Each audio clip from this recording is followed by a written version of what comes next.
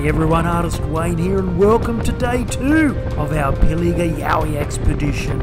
It's early morning and Mad Mal and I have already packed up and left our motel and we've headed into town here at Merrywar in search of a big breakfast.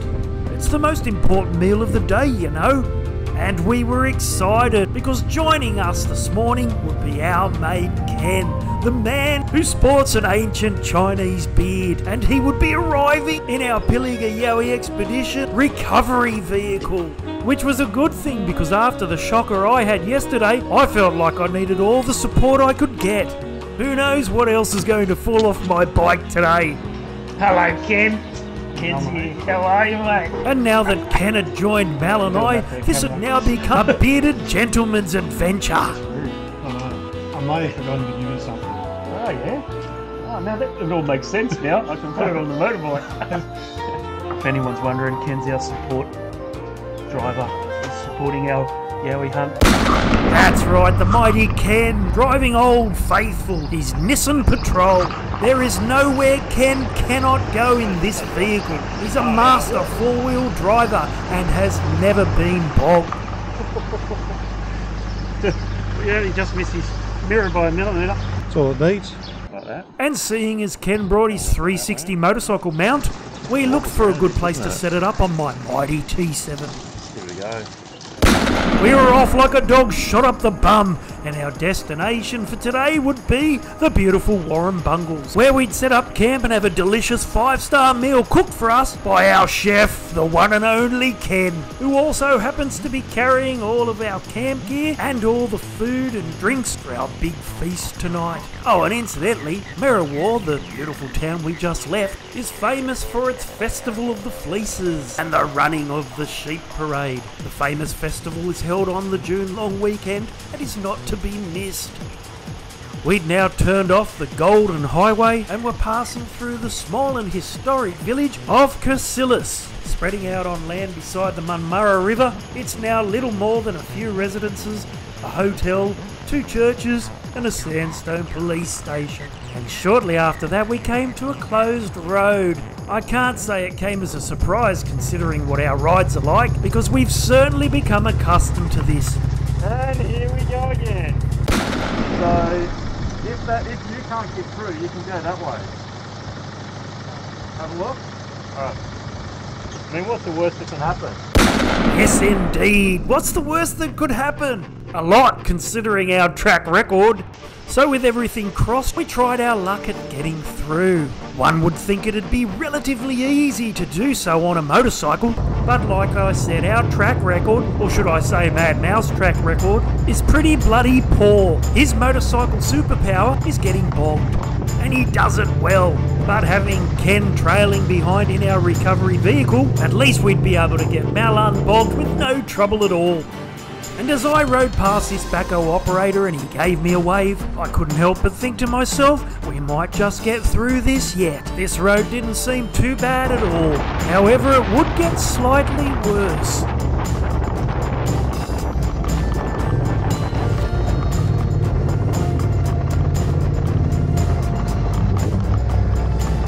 This section might give Ken a little bit of trouble.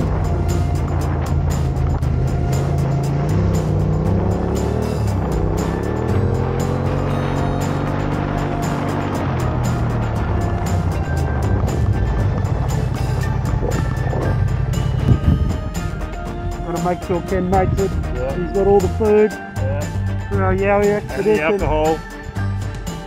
There you go, that was nothing for Ken. He has the perfect four-wheel driving skills to be our PILLIGA YOWIE Adventure recovery vehicle driver. That's right, he's here to get Mal and I out of trouble and cook us delicious 5-star meals.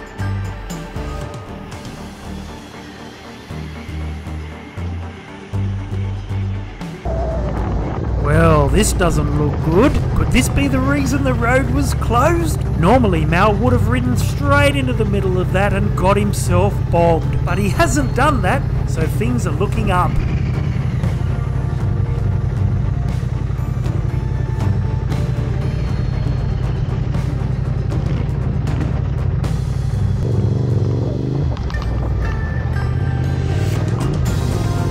Alright, now it was through, I was now through, and Ken will definitely get through here, being the 4x4 expert he is.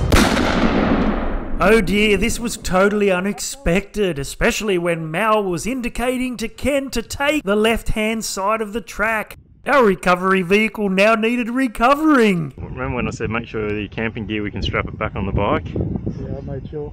Yeah, all we just do, we get a bit of food out of there and some alcohol, we'll be right. Well, we could camp here. I'm not camping here with Ken, he's hopeless. It was time to get stuck in and do the hard yards. Ken didn't bring his max tracks, so basically he was f***ed.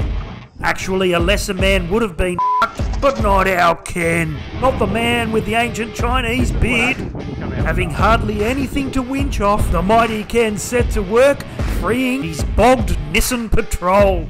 So with a combination of cables, snatch straps, and an old electrical extension lead, Ken managed to hook onto something solid half a kilometre away. There's an art to getting oneself unbogged. Well, not getting bogged in the first place is probably the best option, but Ken was showing us he was a true artist by freeing his Nissan from the clutches of the earth. Inch by inch, he was dragging himself from this sticky mud hole. Yeah! You don't want to turn in, just go straight.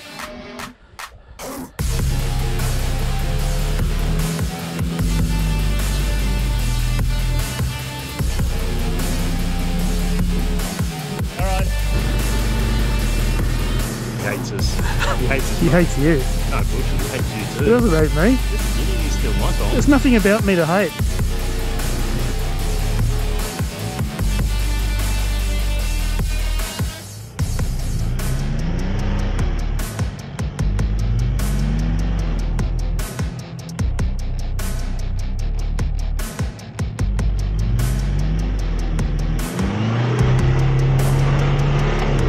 And just like that, Ken was out. It only took a couple of hours, although now he would have other problems. Considering all the mud he took with him, his wheels were now way out of balance. And although that was going to be a big pain in the ass for him, it certainly wasn't the end of his troubles. As for Mad Mal and I, well, we were just happy to be riding again so we could cool down. But when we pulled over to wait for Ken, he arrived with bad news. He couldn't get his Nissan out of four-wheel drive. The only other thing you can probably do is unbolt the tail shaft. Well, we jacked the car up, we wiggled and rocked the wheels, we wiggled and shoved everything. Hell, we even pushed the bloody thing. Half-heartedly, I might add, but we pushed it nonetheless. But we couldn't fix it, so in the end we put it in the too-hard basket and Mel and I f***ed off. You see, Ken could only do 70 kilometres an hour because his Nissan was stuck in four-wheel drive. If he drove it any faster, it'd shake the shit out of him. So Mal and I rode ahead to the next obstacle.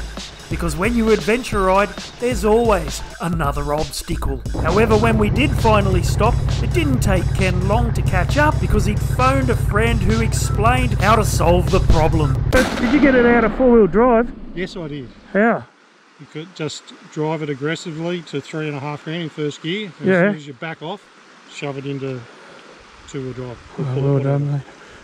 Well done. Thanks, Lindsay. Yeah, thanks, Lindsay. As for us now, well, we had to get across this creek, and we definitely weren't doing it here, seeing as part of the causeway was f***ing gone. Like I've said in the past, us adventure riders overcome and adapt to any situation, and we try to do it without getting wet.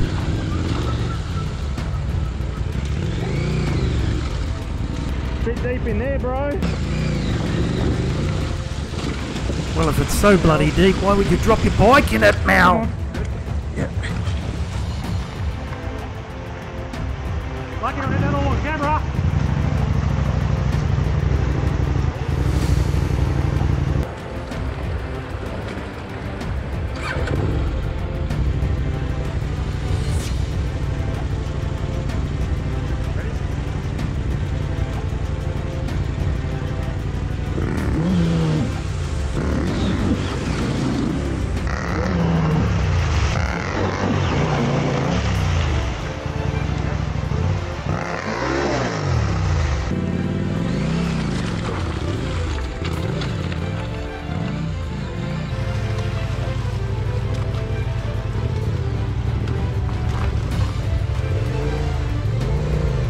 gotta just go. Don't do what I did.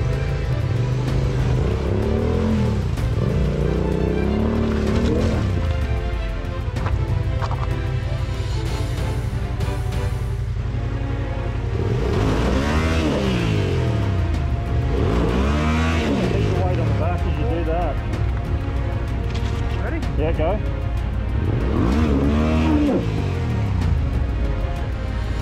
Ready?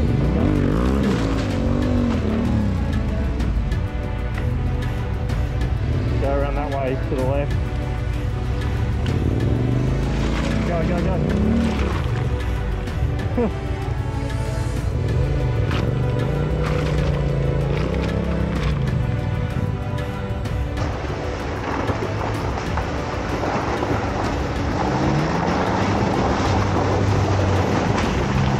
Jeez, Ken made it look easy.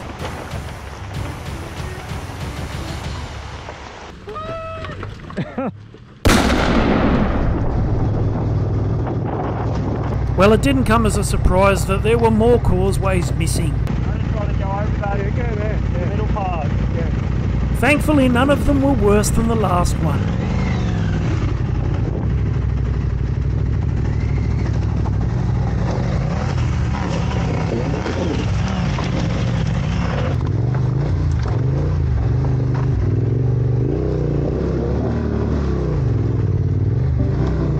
Alright, now we could make up some time as we headed towards Coonabarabran.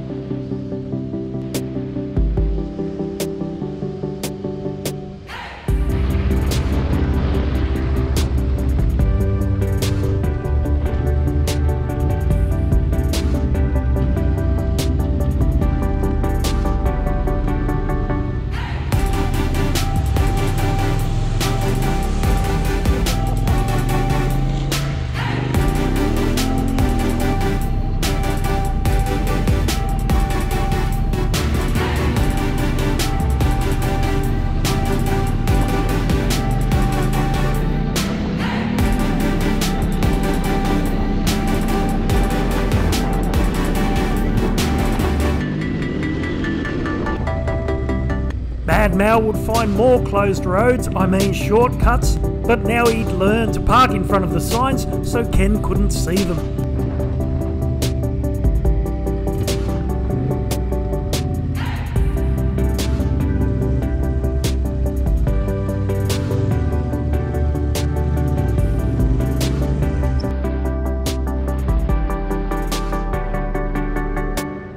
And before reaching Coonabarabran, we needed to pick up some firewood for tonight's camp.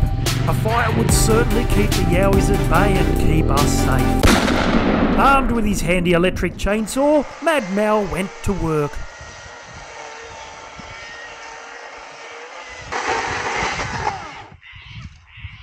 Ready? Gonna go that way? Will it hit my bike? I don't think so. Definitely won't hit mine.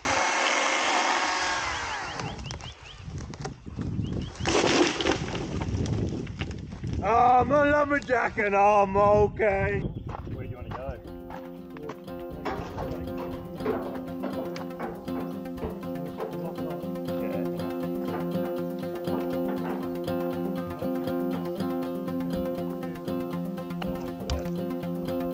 Got wood, and now we'd arrived in Coonabarabran, a town in the Warrumbungle Shire that sits on the divide between the central west and northwest regions of New South Wales. From here it was only another 40 minutes and we'd arrive at our camp, the beautiful Warrumbungle National Park, home to Australia's first dark sky park, an honour bestowed on only 13 places in the world, where zero light pollution means the night sky is beyond vivid, making it the perfect spot for stargazing, amateur astronomy and camping under the starriest of skies. It's also home of the Yowie, which one truck driver recently found out. He was parked on a desolate part of the highway north of Coonabarabran with a load of cattle. When they started bellowing and woke him up, he got up and went around to the back of the truck where he saw something that looked like a big gorilla disappearing into the scrub. Hi Al, how you going? How's me beard? Yeah! And once we set up our camp, it was still a hive of activity, especially for Ken, who was removing his wheels to get to all that dried mud.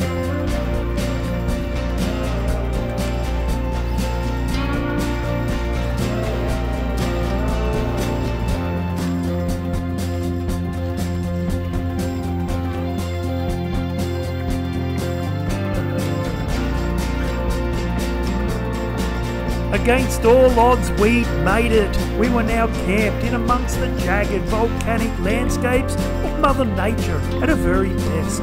Created over millions of years from an extinct shield volcano, the jagged volcanic silhouette of the Warrumbungles rises sharply from eucalypt-dotted ridges amidst surrounding Yowie-infested plains.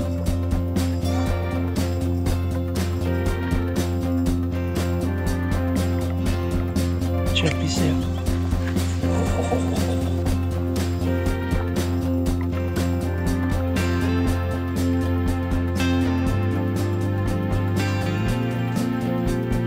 The perfect ribs. Look at that, it's perfect ribs in this perfect state. We were about to feast like kings thanks to Ken, without a care in the world and not knowing what dangers we may face when we hit the Pilliga tomorrow. But you can bet we were going to have fun. So hit the like and subscribe button, because I'm artist Wayne Dowsett and this is our Pilliga Yowie Adventure.